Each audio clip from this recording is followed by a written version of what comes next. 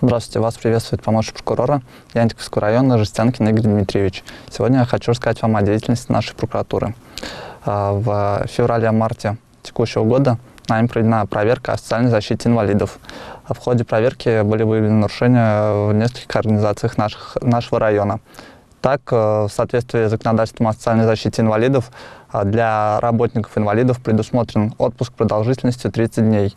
Вместе с тем, в нескольких организациях района отпуск был установлен в трудовом договоре в 28 дней, то есть нарушались права инвалидов на 2 дня. В целях устранения нарушений прокуратура района внесены представления в адрес директоров этих организаций. По результатам рассмотрения виновные лица привлечены к дисциплинарной ответственности. Нарушения в настоящее время устранены. Также прокуратура района выявлено нарушения в организациях района в части непринятия мер по трудоустройству инвалидов и исполнения квоты, установленной законом. Так, в одной из школ Янтиковского района была предусмотрена квота для трудоустройства инвалидов в количестве 1 человека. Вместе с тем, в ноябре 2017 года работник-инвалид был уволен, а на его новое место никого не назначили. В феврале 2017 года рассмотрено уголовное дело в отношении 38-летнего жителя Янтиковского района по обвинению в совершении преступления, предусмотренного частью 1 статьи 151 Уголовного кодекса Российской Федерации, то есть увлечение несовершеннолетнего систематического употребления спиртных напитков. Установлено, что мужчина систематически в течение непродолжительного времени, августе по октябрь 2017 года, вовлекал 16-летнего пасынка в употребление спиртных напитков. Дважды он был привлечен комиссией по делам несовершеннолетних и защите их прав при администрации Янтиковского района к административной ответственности по статье 6.10 части 1 Кодекса о административных правонарушениях Российской Федерации за вовлечение несовершеннолетнего в употребление спиртных напитков, за что на него был наложен штраф в размере 1500 и 1600 рублей. Однако должных выводов он для себя не сделал, и 20 октября 2017 года вновь склонил несовершеннолетнего пасынка к употреблению спиртных напитков. По требованию прокурора было возбуждено уголовное дело. В ходе расследования и суда подсудимый вину признал, что в период инкриминируемых ему деяний он находился в состоянии алкогольного опьянения. Одному ему не хотелось пить, и поэтому он пригласил для выпивания своего пасынка. Приговором суда мужчина признан виновным в совершении преступления, предусмотренного частью 1 статьи 151 Уголовного кодекса Российской Федерации. Учитывая позицию государственного обвинителя, смягчающие обстоятельства – это признание вины, раскаяние, инвалидность, а также наличие несовершеннолетних детей, а также обстоятельства, отягчающие наказание – это совершение преступления в состоянии алкогольного опьянения. Мужчине назначено наказание в виде обязательных работ сроком на 300 часов. Вид работ – уборка, благоустройство сельского поселения.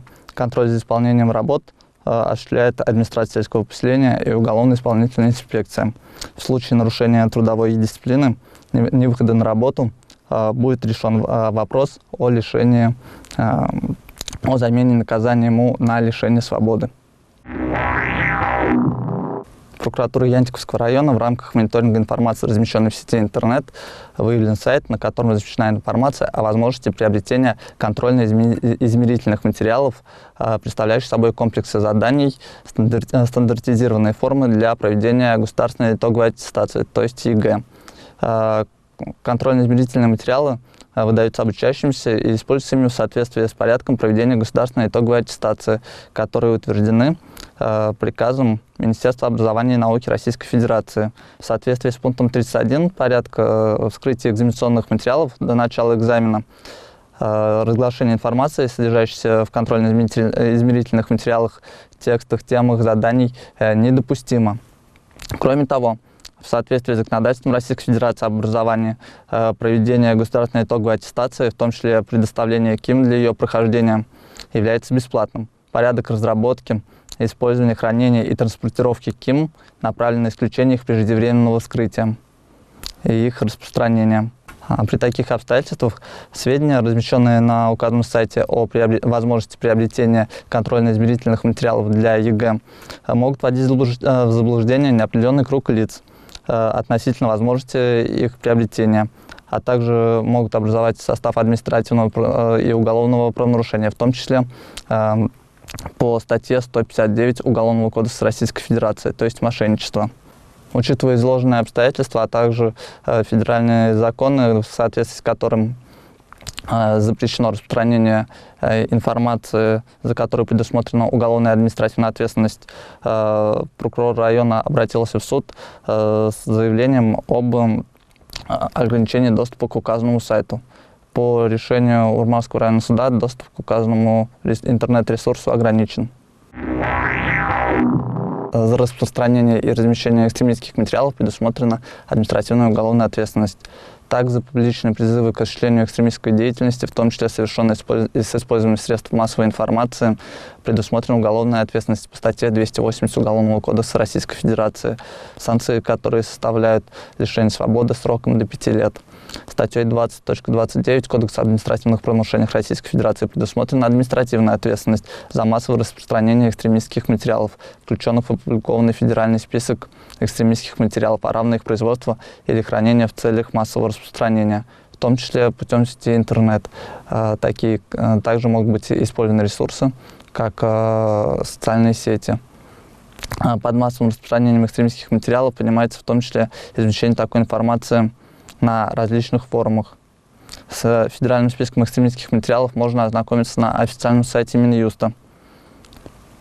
В этот список входят статьи, листовки, брошюры, книги, номера газет, видеозаписи, музыкальные произведения, произведения изобразительного искусства и другие. В случае размещения указанных материалов и их копий в сети интернет правоохранительными органами принимаются меры по ее блокировке. К примеру, прокуратурой Янтиковского района в ходе мониторинга информационно-телекоммуникационной сети интернет в течение октября-декабря 2017 года выявлено 27 сайтов, содержащих информацию с экстремистской направленности. С целью блокировки доступа к данным сайтам прокуратуры района направлена информация в Управление Роскомнадзора по Чувашской Республике. По результатам рассмотрения данные сайты заблокированы. Детям-сиротам полагаются пособия на приобретение учебников. Постановлением правительства Российской Федерации от 18 сентября 2017 года номер 1116 утверждены правила выплаты ежегодного пособия на приобретение учебной литературы и письменных принадлежностей детям-сиротам и детям, оставшимся без попечения родителей, лицам из числа детей и детей-сирот и детей, оставшихся без попечения родителей, потерявшим вперед обучение обоих родителей либо одного родителя. Согласно правилам выплат, пособие осуществляется образовательными организациями, в которых обучаются дети-сироты и лица из их числа до достижения ими возраста 23 лет в размере трехмесячной государственной социальной стипендии. Для выплаты пособия дети-сироты и лица их числа представляют в организацию, осуществляющую образовательную деятельность, соответствующую справку из органов опеки и попечительства, в которых указаны обстоятельства потери родителей. При отсутствии оригиналов документов образовательная организация должна оказать содействие в получении. При обращении за выплатой пособия необходимо также предъявить основные документы, удостоверяющие личность, то есть паспорт или иной документ. Решение о выплате пособия оформляется распорядительным актом организации, осуществляющей образовательную деятельность, в которой дети-сироты и обучаются.